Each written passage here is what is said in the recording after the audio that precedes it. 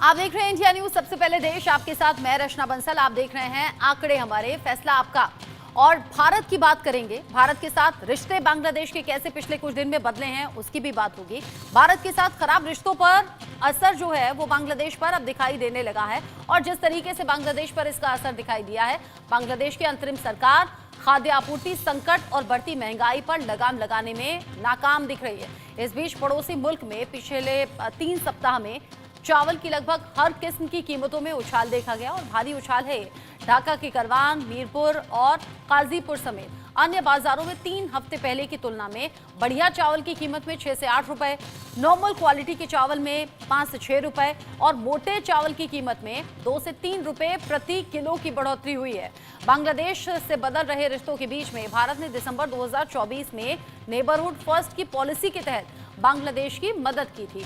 बांग्लादेश में बढ़ती महंगाई के बीच उपभोक्ता मांग को पूरा करने के लिए वहां की अंतरिम सरकार ने भारत से 50,000 टन चावल खरीदने का फैसला किया था। खाद्य मंत्रालय के आंकड़ों के मुताबिक बांग्लादेश में 17 दिसंबर तक फूड स्टॉक 11.48 लाख टन था, जिसमें से करीब 7.42 लाख टन चावल था। बांग्लादेश में बढ़ती महंगाई को लेकर आज हम एक सर्वे करने वाले हैं। सर्वे कैसे होगा, बांग्लादेश कैसे पाकिस्तान की राह पर जा रहा है और कैसे भारत यहां पर अपनी भूमिका को देख रहा है, जिसमें नेबरहुड पॉलिसी को अपनाया गया, उसी के तहत बांग्लादेश को मदद भारत ने पहुंचाई है। अब इसमें सर्वे में सवाल कौन कौन से हमने लोगों से पूछे, शुरुआत हम कर लेते हैं। पहला सवाल हमने लोगों से पूछा, बांग्लादेश में खाने पीने के सामान में तेजी से उछाल आया है, यानी कि दाम में तेजी से उछाल आया है। क्या ये भारत के साथ खराब रिश्तों का नतीजा है? क्या उसका असर है? हमने ऑप्शन रखे हाँ, नहीं या फिर कह नहीं सकते। इसमें 84% लोग कह रहे हैं कि हाँ, हमें ऐसा लगता है कि भारत से रिश्ते खराब हुए हैं, इसी के चलते खाने पीने की चीज़ों का संकट भी बांग्लादेश में है और इसीलिए ये कीमतों में बड़ा उछाल भी है। 14% लोग कह रहे हैं नहीं, हमें ऐसा नहीं लगता, जबकि सिर्फ 2% लोग ऐसे हैं जो कह रहे हैं कि हम इस बारे में कुछ कह नहीं सकते। बड़ा सवाल ये भी है कि बांग्लादेश की यूनुस सरकार बढ़ती महंगाई पर लगाम लगाने में आखिर नाकाम क्यों दिख रही है, कैसे दिख रही है? इसमें ये सवाल पूछकर हमने ऑप्शंस लोगों के सामने रखे, हाँ, नहीं या कह नहीं सकते। इसमें 92% लोगों ने कहा कि हाँ, मोहम्मद यूनुस किसी भी तरह से यहाँ कीमतें कंट्रोल करने में नाकाम है और उनके हाथ से चीजें निकल चुकी हैं। 8% लोग कह रहे हैं नहीं नहीं, ये रीजन नहीं हो सकता, ऐसा नहीं लगता, जबकि ऐसा किसी ने नहीं कहा कि वो कह नहीं सकते। यानी कि 92%, एक बड़ी तादाद ने ये कहा है कि बांग्लादेश में यूनुस सरकार बढ़ती महंगाई पर लगाम लगाने में पूरी तरह से विफल रहे हैं, नाकाम रहे हैं और उनके हाथ से चीजें निकल चुकी हैं। 8% लोगों ने ये कहा कि नहीं, ऐसा नहीं है, मोहम्मद यूनुस के हाथ में अभी भी बहुत सी चीजें हैं, लेकिन खाने पीने की चीजों के दाम इतनी तेजी से बढ़ना, खाने पीने के सामान का संकट खड़ा होना और मोहम्मद यूनुस पर ऐसे सवाल उठना, ये बांग्लादेश की स्थिति को बता रहा है। पाकिस्तान के रास्ते पर चलता हुआ बांग्लादेश यहाँ नजर आता है। इस पर बात हम करेंगे। मेरे साथ में खास मेहमान जुड़ गए हैं, major general retired Brijesh Kumar मेरे साथ में जुड़ गए हैं डिफेंस एक्सपर्ट के तौर पर, और योगेंद्र कपूर भी मेरे साथ में है बिजनेस एक्सपर्ट के तौर पर। आप दोनों का बहुत स्वागत। योगेंद्र कपूर जी, पहला सवाल मैं आपसे पूछना चाहूंगी, बांग्लादेश में आज जो स्थिति है, यूं तो राजनीतिक संकट से बांग्लादेश जूझ ही रहा है, अल्पसंख्यकों को निशाना बनाया ही जा रहा है, दुनिया के अलग अलग देशों में बांग्लादेश के इन हालात की निंदा हो रही है, लेकिन खाने पीने की चीजों का संकट, फिर मार्केट में अचानक से दामों का बढ़ जाना, कैसे देख रहे हैं इसे आप? देखिए, एक चीज को हमें क्लियरली समझना पड़ेगा कि आज जो बांग्लादेश के अंदर सिचुएशन है उसके लिए उनकी जो अपनी करंट लीडरशिप है वो टोटली रिस्पॉन्सिबल है।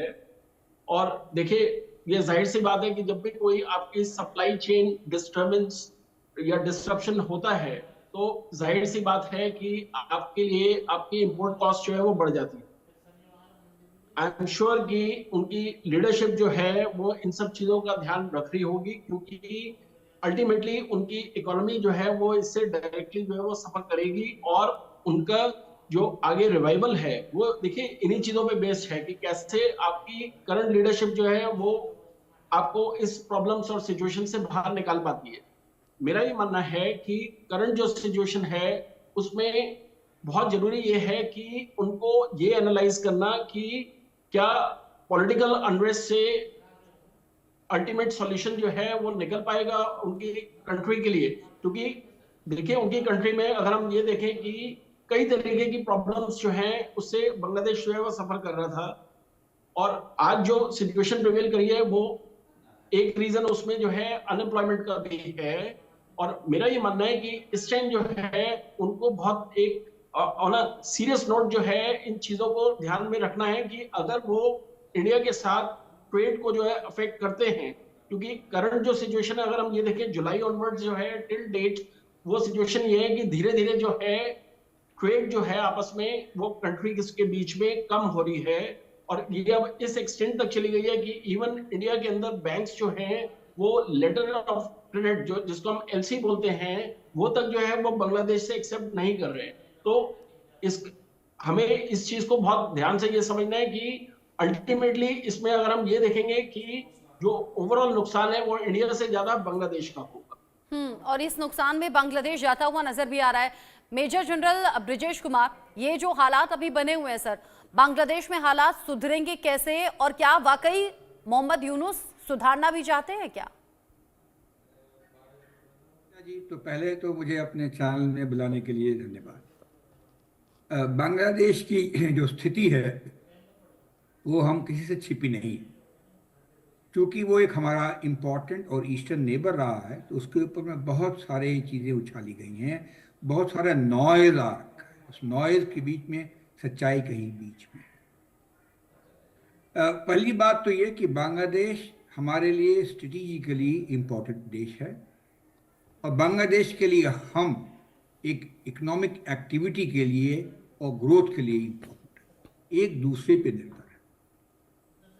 जो अगस्त में जो घटना हुई है जिससे एक चुनी हुई सरकार को निकाल करके यूनुस साहब को लाया गया है कि इंटरिम गवर्नमेंट का काम करे, तो कोई भी सेटल चीज़ों को अब अनसेटल करते हैं तो स्टेट ऑफ इक्विलिब्रियम निकल जाता है। तो अगर स्टेट ऑफ इक्विलिब्रियम नहीं रहता है तो सोसाइटी के में चेंजेस आते हैं, इकोनॉमिक चेंजेस आते हैं, और वो ये चल रहा है। फिलहाल शुरू में बहुत ज़्यादा थे, अभी छोटी छोटी चीज़ें काबू में आ गई हैं, लेकिन हमारा ये मानना है कि ये अगले इस साल में 2025 में कि कोई इलेक्शंस हो और स्थायी सरकार या पॉलिटिकल एक्शन से, पॉलिटिकल मूवमेंट से एक अच्छी सरकार है, क्योंकि फिलहाल जो सरकार बनी है वो नॉमिनेटेड सरकार है, और कुछ स्टूडेंट्स लीडर और कुछ इधर उधर के एलिमेंट और आर्मी के सहारे बैठ के वो काम कर रही है। तो इसमें शुरू में तो बहुत ही लोगों ने फ़ायदा उठाया, जो तत्व थे जो अच्छे नहीं थे, जो बुरे थे, जिनको अपना इंटरेस्ट। लेकिन धीरे धीरे जैसे समय बीतता है चीज़ें गंभीर तो लोग होते हैं, सोचते हैं और चीज़ें अच्छी हो जाती हैं। और इस विषय में हमारा मानना है कि 30 तारीख के दिन में बांग्लादेश के जो ब्रिजेश सर, आपके ऑडियो में थोड़ा सा प्रॉब्लम है, आपके ऑडियो में थोड़ा सा प्रॉब्लम अभी होने लगा है, उसे ठीक करने की कोशिश करते हैं, शायद कोई नेटवर्क इशू है। जो हालात अभी बांग्लादेश में हैं, खाने पीने की चीजों का संकट हो गया है, नेबरहुड पॉलिसी भारत अपना रहा है, भारत बड़ा दिल दिखाते हुए बांग्लादेश तक ये मदद पहुंचा भी रहा है, बावजूद इसके बांग्लादेश भारत के खिलाफ आंखें तरेड़ने का काम कर रहा है। अब जिस तरीके से संकट बांग्लादेश के लोगों के सामने खड़ा हुआ है, योगेंद्र कपूर जी, क्या इसे राजनीतिक संकट कहा जाए या फिर इसे आर्थिक संकट कहा जाए? और अगर हम कह रहे हैं कि बांग्लादेश अब इन हालातों के चलते पाकिस्तान के रास्ते पर चल रहा है, तो क्या ये ठीक है?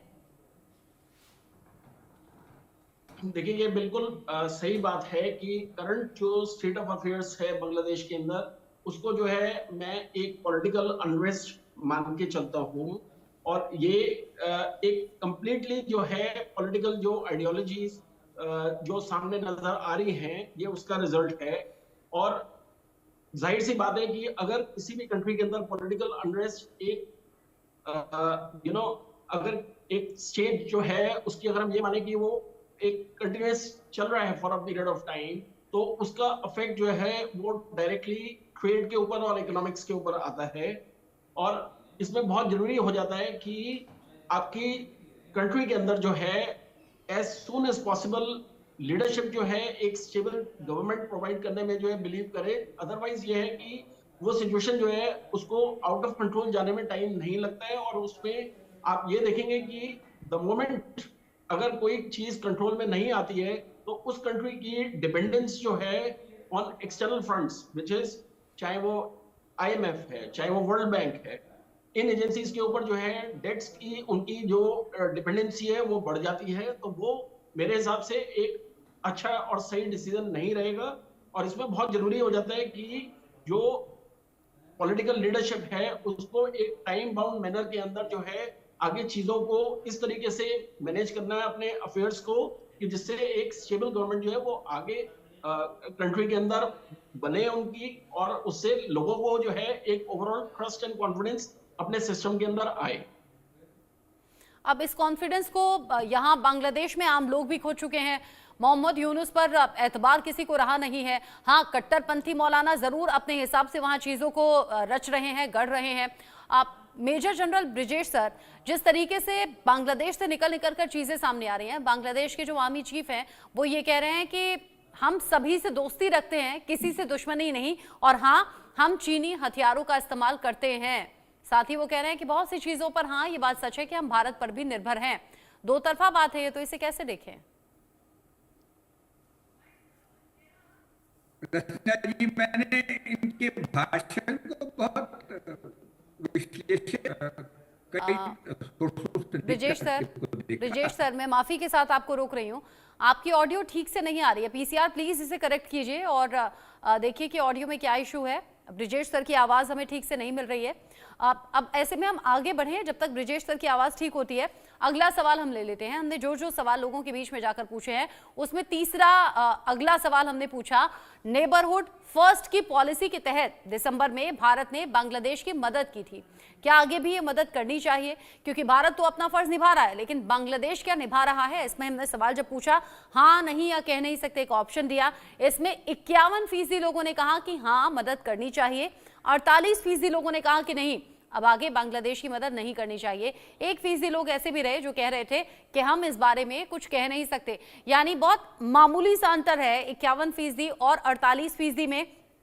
यहाँ सीधे तौर पर लोग ये कह रहे हैं कि हाँ 51% लोग मदद करनी चाहिए, जबकि 48% लोग कह रहे हैं कि बांग्लादेश अब डिजर्व नहीं करता कि भारत मदद करे।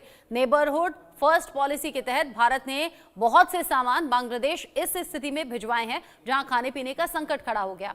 अब आ जाइए अगला सवाल। चौथा सवाल हमने पूछा, बढ़ती महंगाई और इस्लामिक कट्टरता बांग्लादेश की जनता को यूनुस के खिलाफ क्या कर देगी? ये सवाल हमने इसलिए पूछा क्योंकि लगातार वहां पर हिंसा बढ़ रही है। ऐसे में हाँ नहीं या कह नहीं सकते 3 ऑप्शन हमने दिए, जिसमें 81% लोग, यानी कि बड़ा रेशो है जो ये कह रहा है कि हाँ बढ़ती महंगाई और इस्लामिक कट्टरता बांग्लादेश की जनता को यूनुस के खिलाफ कर देगी। 16% लोग ऐसे कह रहे हैं कि नहीं, हमें नहीं लगता कि ऐसा कुछ होगा। 3% ऐसे भी हैं जो कह रहे हैं कि इस मामले में हम कुछ कह नहीं सकते। 81% लोग यहाँ पर ये मान रहे हैं कि जो हालात अभी के हैं वो मोहम्मद यूनुस के खिलाफ जा रहे हैं और वहां के लोगों को भी मोहम्मद यूनुस के खिलाफ कर देंगे। अब योगेंद्र जी, जो हालात बांग्लादेश में, और अगर खाने पीने का संकट हो रहा है क्योंकि अल्पसंख्यकों को निशाना बनाया जा रहा है, हिंदुओं पर अटैक हो रहे हैं सबसे ज्यादा, लेकिन अगर खाने पीने का संकट होता है, अगर चीजों के दाम बढ़ते हैं तो वो तो सबके लिए बढ़ेंगे ना। क्या वाकई ऐसी सिचुएशन हो सकती है आने वाले वक्त में जब मोहम्मद यूनुस के खिलाफ आवाज उठने लगे?